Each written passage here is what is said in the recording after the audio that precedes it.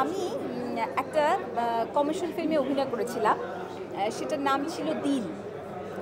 আজিজুর রহমান খুব বিখ্যাত চলচ্চিত্র পরিচালক, সবাই জানে, ল্যান্ডমার্ক ফিল্ম, মাইলস্টোন।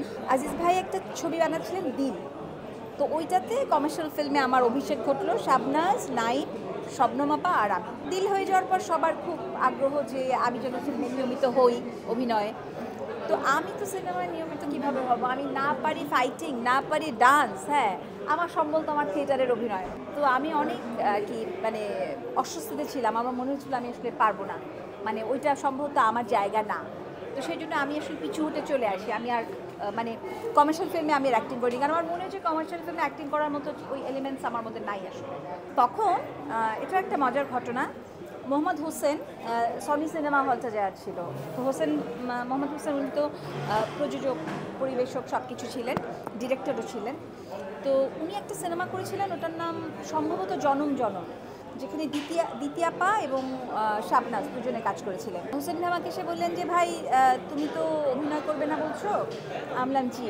বলছি যে তোমার গলাটা আমার ভারী মিষ্টি লেগেছে, তুমি একটা কাজ করো, তুমি শাবনাজের ডাবিংটা করো।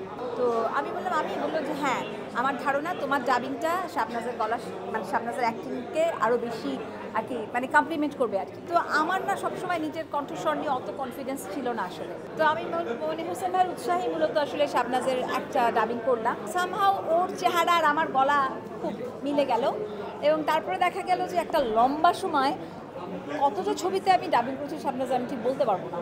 এবং সেটার মধ্যে দিয়ে আমি অনেক সমৃদ্ধ হয়েছি, কারণ এন্টার ফিল্ম ইন্ডাস্ট্রির অনেক বাঘা বাঘা অভিনেতা, পরিচালক যাদের সাথে আমার কাজ করার সুযোগ হয়েছে। বান্ডেল থাকলে প্রতি সেনমানিতে টাকা বাঁচবে। বিকাশ সেনমানি বান্ডেল কিনে জিতুন প্রতি লেনদেনে। যেমন একজনের কথা তো এই মুহূর্তে ভীষণভাবে বলতে ইচ্ছা করছে, রোজি সামাদ। মানে ওনার মতো একজন মানুষের পাশে দাঁড়িয়ে আমি যখন ডাবিং করছিলাম, আই ওয়াজ ফিলিং ওনাকে এইভাবে আমি সিনেমায় দেখে দেখে বড় হয়েছি। এরকম অনেক অনেক মানুষ, অনেক।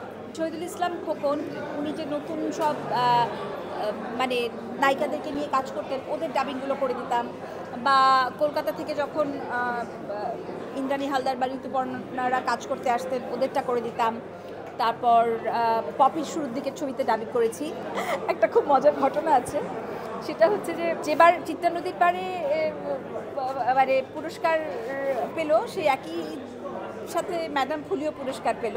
চিত্রা নদীর পাড়ের জন্য তো আই ওয়াজ নমিনেটেড।